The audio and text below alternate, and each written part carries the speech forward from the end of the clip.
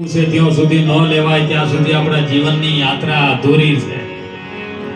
મનુષ્ય અવતાર મળ્યો પણ મનુષ્ય અવતારમાં શું કરવાનું, મનુષ્ય અવતાર આપણને શા માટે આપ્યો અને મનુષ્ય અવતારમાં શું કરીને અહીંથી મુક્ત થવું, આની જો ચાવી આની કોઈ જુગતી હોય તો એક કેવલ સદગુરુ પાસે છે.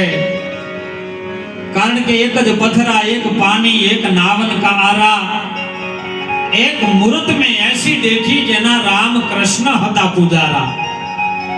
આપણે જેને રામને ભગવાન માનીએ, રામ ગુરુ વશિષ્ઠના ચરણે જઈને વાતને સ્વીકારી અને રામ કૌશલ્યના કુખે જન્મ લઈ મનુષ્ય અવતારમાં આયા છતાં પણ આપણે એને ભગવાન બનાવી દીધા. એક કૃષ્ણ માં દેવકીના કુખે મથુરાની જેલમાં જન્મ લેનારો વ્યક્તિ જેને સદગુરુ દુર્વાસા મુનિનો શરણો સ્વીકારી અને ગુરુની જમસે વાત વિવેકથી લઈ અને એની યાત્રા સફર કરી ત્યારે ભગવાન બની ગયા.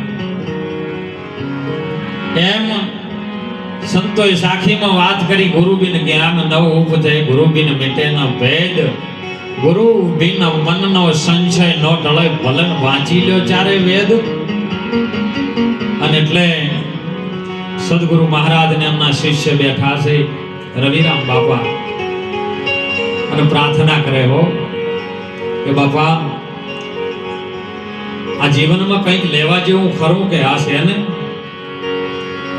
કે શું છે, પણ એ પહેલા તારે કંઈક પીવું પડે. આપણે અત્યારે શું પીએ છીએ આપણે વર રાખવાની હો. મને ઘણી વખત કે બાપુ સત્સંગ કરો પણ સત્સંગમાં કોરી સ્લેટ હોય તો લીટા થાય ને ન થાય.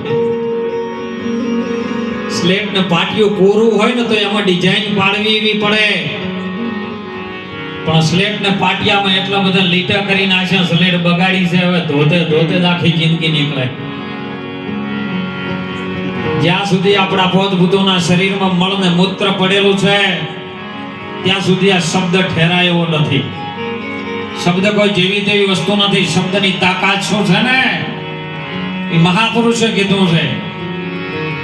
એ જી ગુરુ મારા મહામંત્રનો એ મોટો રે મહિમા,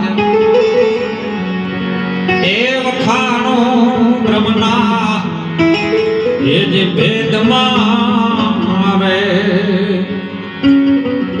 એના ઋષિ મુનિ જપતા એ હતા જાપ, એ ત્યારે હરિ નોતા ચાર વેદમાં